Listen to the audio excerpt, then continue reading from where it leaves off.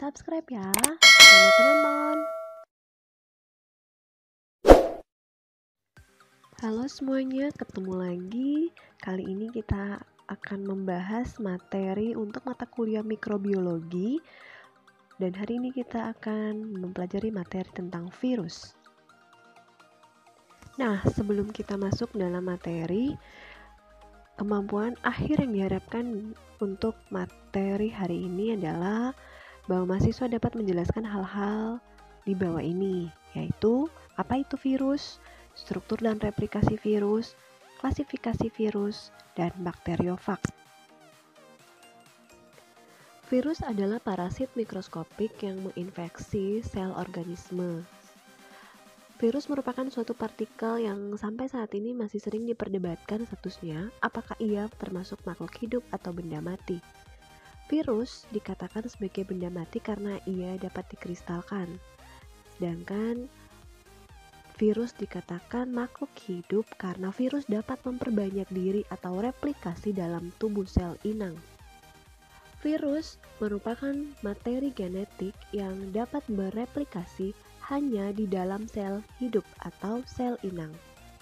Ciri-ciri virus.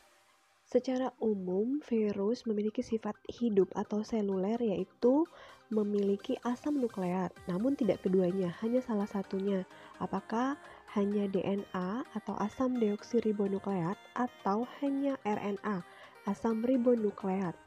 Selain itu, virus dapat bereproduksi dengan replikasi yang hanya dapat dilakukan di dalam sel inang, sehingga virus sering disebut sebagai parasit obligat. Virus tidak memiliki kemampuan untuk memperbanyak diri di luar sel inang ataupun sel hospes. Sifat mati atau aseluler dari virus yaitu dapat dikristalkan. Selain itu, sebagai organisme non-seluler, virus tidak memiliki kelengkapan sebagai sel seperti sitoplasma, organel sel, dan tidak bisa membelah diri sendiri. Partikel virus secara keseluruhan ketika berada di luar inang yang terdiri dari asam nukleat yang dikelilingi oleh protein dikenal dengan istilah virion. Virion tidak melakukan aktivitas biosintesis dan reproduksi. Pada saat virion memasuki sel inang, baru kemudian akan terjadi proses reproduksi. Virus ketika memasuki sel inang akan mengambil alih aktivitas inang untuk menghasilkan komponen-komponen pembentuk virus. Nah, sampai di sini paham ya? Mengapa virus dikatakan benda hidup atau mengapa virus juga dikatakan sebagai benda mati? Struktur virus. Struktur virus terdiri atas asam nukleat, kapsid, selubung atau envelope. Kapsid adalah lapisan pembungkus tubuh virus yang tersusun atas protein. Kapsid terdiri dari sejumlah kapsomer yang terikat satu sama lain. Nah, kapsid ini berfungsi untuk memberi bentuk virus. Selain itu juga untuk melindungi dari kondisi lingkungan yang merugikan dan mempermudah penempelan pada proses penembusan ke dalam sel inang. Selanjutnya, di sebelah dalam kapsid terdapat materi genetik atau molekul pembawa sifat keturunan, yaitu DNA atau RNA. Ingat sebelumnya bahwa virus hanya memiliki satu asam nukleat saja, yaitu DNA atau RNA saja, tidak kedua-duanya. Nah, perhatikan di gambar ini tampak ada dua tipe virus, yaitu virus telanjang, yaitu virus tanpa selubung atau tanpa envelope, dan ada virus yang memiliki selubung atau envelope. Nah, terdapat struktur sebagai agen aseluler yang menyebabkan penyakit, misalnya pada sel manusia, yaitu viroid dan prion.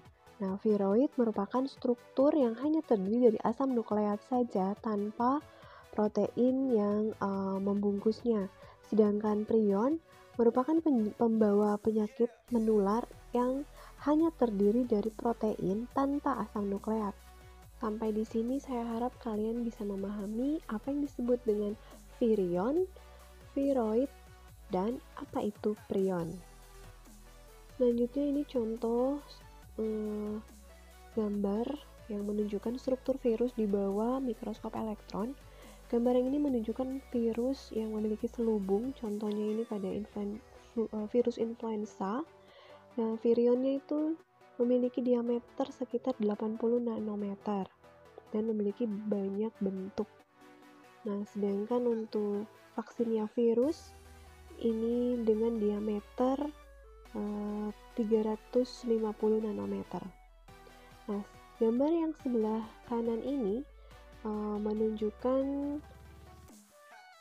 gambar TMV, tobacco mosaic virus. Di sini tampak materi genetiknya, yaitu dalam kelompok virus RNA dan kapsomernya. Bentuk virus bervariasi dari segi ukurannya, bentuk, dan komposisi kimianya. Bentuk virus ada yang berbentuk bulat, ada yang oval, ada yang memanjang, ada yang silindris, dan ada juga yang berbentuk T. Nah, ukuran virus sangat kecil hanya dapat dilihat dengan menggunakan mikroskop elektron. Dari gambar ini tampak bahwa gambar ini ingin menunjukkan ukuran virus itu lebih kecil dibandingkan dengan ukuran bakteri. Unit pengukuran virus biasanya dinyatakan dalam nanometer.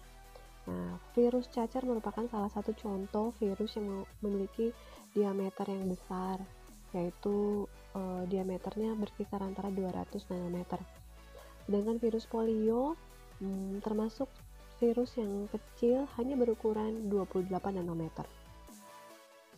Selanjutnya kita mengikuti materi tentang replikasi virus. Nah, gambar ini menunjukkan tahap-tahap replikasi virus secara umum, yang meliputi tahap pertama yaitu tahap attachment atau absorpsi, yaitu tahap penempelan virus pada dinding sel inang. Kemudian dilanjutkan tahap penetrasi atau tahap injeksi, yaitu tahap di mana molekul asam nukleat, apakah itu DNA atau RNA dari virus, akan masuk ke dalam sitoplasma sel inang melalui dinding sel yang terbuka. Pada virus telanjang, proses penetrasi ini dilakukan dengan cara fagositosis virion. Sedangkan pada virus terselubung dengan cara fusi yang diikuti masuknya nukleokapsid ke dalam sitoplasma. Setelah itu diikuti sintesis asam nukleat dan protein virus menggunakan sistem dari sel inang. Setelah terjadi terbentuknya asam nukleat dan protein virus, kemudian pembentukan kapsid dan pengepakan genom virus sampai menjadi virion yang baru. Setelah semuanya selesai, virion-virion tadi akan dilepaskan dari sel inang. Selanjutnya kita akan mempelajari tentang klasifikasi virus. Klasifikasi virus sering didasarkan pada beberapa hal, misalnya jenis asam nukleat yang dimilikinya, seperti misalnya herpes virus dan adenovirus merupakan kelompok virus DNA, sedangkan retrovirus dan picornavirus termasuk kelompok virus RNA. Selain itu, ada juga yang mengklasifikasikan berdasarkan ada tidaknya selubung.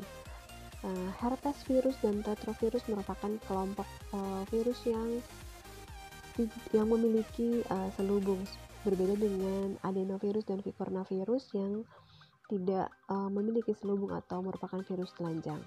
Selain itu, terdapat juga klasifikasi Baltimore yang didasarkan pada tipe asam nukleatnya dan rantai, apakah dia rantai ganda atau rantai tunggal. Kalau dia termasuk kelompok dsDNA, berarti dia merupakan kelompok double stranded DNA memiliki DNA rantai ganda. Kalau dia single stranded DNA, berarti dia memiliki asam nukleat DNA rantai tunggal. Demikian seterusnya, ada 7 kelompok untuk klasifikasi Baltimore. Selain itu, ada juga kelompok berdasarkan sel inangnya. Jadi ada virus yang menginfeksi sel eukariot, ada virus yang menyerang sel bakteri, dan ada virus yang menyerang sel archaea. Masih untuk klasifikasi virus, nah ini khusus untuk virus yang sel inangnya adalah hewan. Dikelompokkan untuk virus DNA yang memiliki envelope dan yang tidak punya envelope.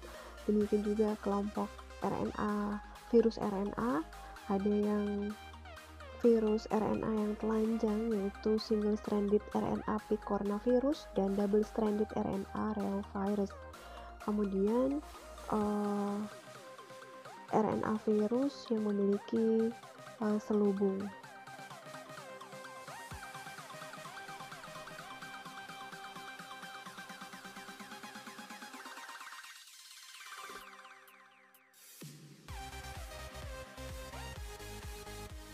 Selanjutnya tentang bakteriofag. Bakteriofag adalah virus yang menginfeksi bakteri.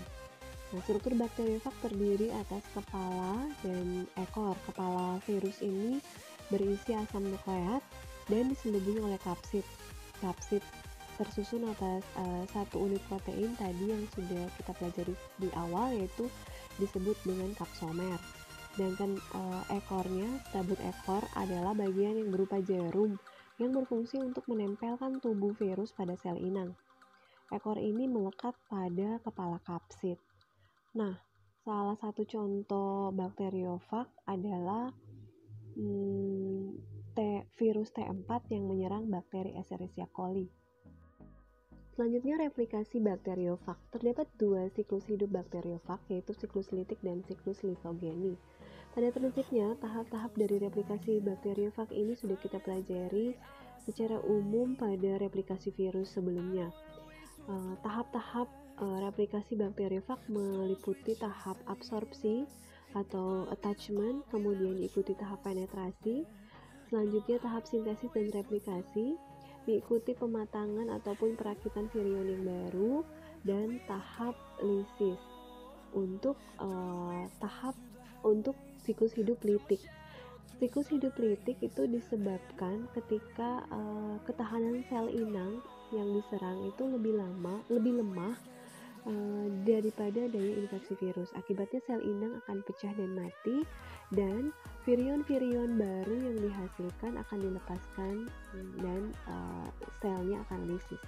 Sedangkan daur lisogeni yang diawali dengan absorpsi, kemudian infeksi, penetrasi, di sini perbedaannya terjadi penggabungan antara materi genetik dari virus yang akan bergabung dengan kromosom sel inang, dan selanjutnya terjadi pembelahan.